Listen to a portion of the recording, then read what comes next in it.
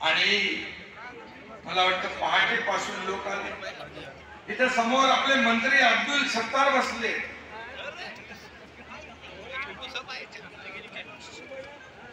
अब्दुल सत्तार काय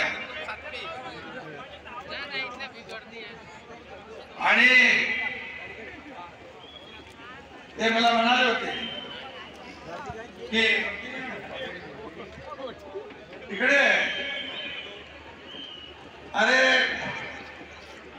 मंत्री तुम्ही आज तिकडे बसलेला असा एकनाथ शिंदे देखील बाळासाहेबांचं भाषण ऐकायला इथे बसायचं समोर.